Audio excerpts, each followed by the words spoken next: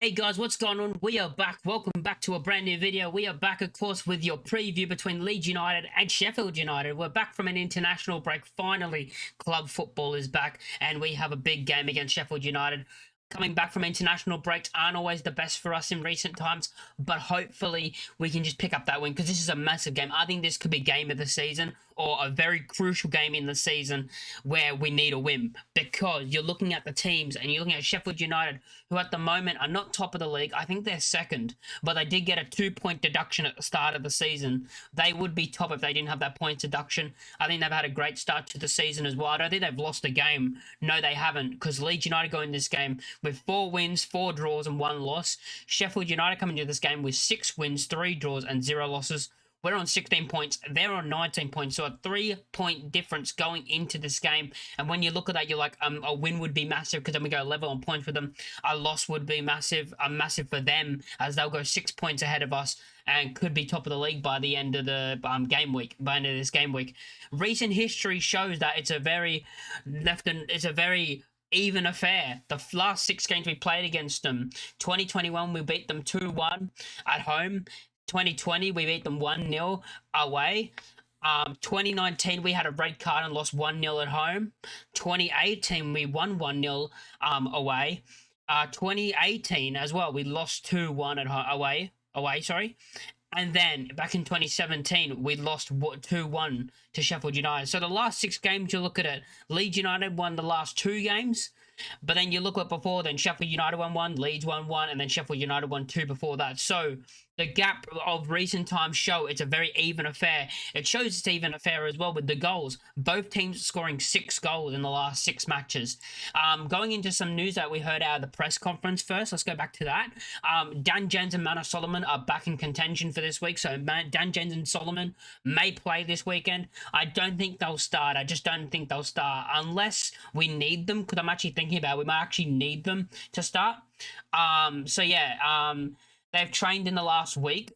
So far, no new injury news. So there's no new injury news, no injuries, no more injuries. Thank you.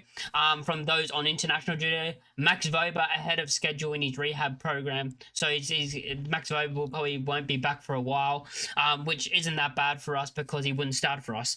Now let's go through the starting 11 because I think this is a very difficult starting 11 to actually go through because you got to think who's fit. So Melier, of course, will start in goal. All this about, oh my God, all this because of one mistake. He won't be dropped. Let's just get that clear. Melier will not be dropped for this game. He will start in goal. Left back, of course, is going to be Junior Firpo, who's been brilliant on international duty. Maybe we stick him up top. I'm joking, of course, but the way he's been playing on international duty, maybe you do stick him up top. I think he scored like 4 goals or something. So yeah, he'll start at left back, Junior Firpo.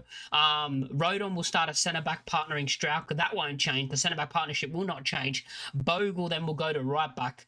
Now you go to the midfield too, which is a struggle because you're looking at who's the options. It's only Rothwell and Tanaka's coming back from just playing a game, I think it was yesterday, against Australia, which was a 1-1 draw, and he played well. But that's the thing. He played the full 90. He played well, and you're looking at him coming back from Japan all the way back to England to play a game in 2 days. So I'm worried, but there's no other option. So Tanaka will have to start. Just hope that he gets back and has, it's not one of these where you come back from international duty, first game back, you get injured, which, is kind of a scary thing. We can't let any more injuries happen in the midfield because if an injury does happen to either Rothwell or Tanaka, we're down to putting Strauch at CDM, in my opinion. Strauch will be in the DM position and then we'll play, I don't even know what we'll do, to be honest. But yeah, it goes into that situation of, I think, yeah, we'll probably be Strauch in the midfield, right? We'll probably have to push Strauch to the midfield and put Debayo at centre back.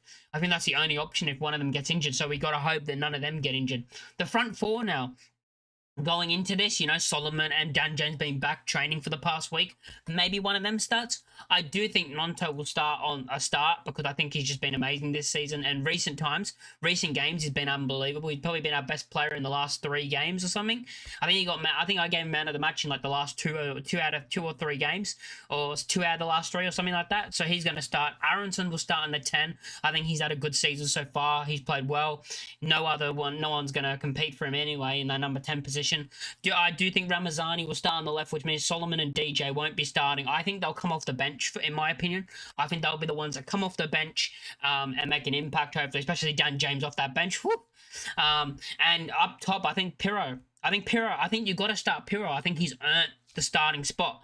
I think he's earned it because not only did he start and score, but he played well. I think he actually pressed decently as well. And we saw a bit to Pirro that we haven't seen last season. Like, we didn't see this side of Pirro last season, and I think he had a good performance. So yeah, I'll be starting Pirro up front. Now you got to go to score prediction. I think this is going to be a very tight game.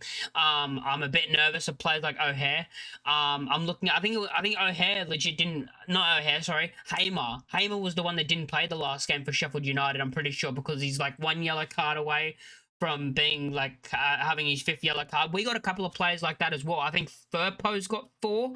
I actually don't know who's got 4, but I'm pretty sure Firpo's one of them. But we got a couple of players on 4 yellow cards, and if one of them get another yellow, again, that's another player out, and it's scratching at bare bones who starts. But yeah, Hamer didn't play in the last game. Wilder dropped him because this game was a much bigger game, and they thought they could win without him, which they did. But yeah, so this game, coming into this game, you look at that and you can see that they're ready for this game. I think it's going to be a very tight game, as I said. I think it's going to be a 1-0 win for us. I've got to predict the Leeds win. I think it's going to be a 1-0. I think it's going to be a very, very tight game. If I had to go with a goal scorer, I'm going to go with Nonto. I think recent time shows he's been unbelievable for us, and I think Nonto will get the goal. I think it's gonna be a very tight game as well. I think it could be 2-1. It could be 2-1 either way, 1-1 either way, 1-0 sorry either way, a 1-1 draw, a 0-0 draw. I think this could be a very tight game, and in this game I will take a point, by the way. Even though I always predict wins for Leeds, because what's the point if you don't back your team?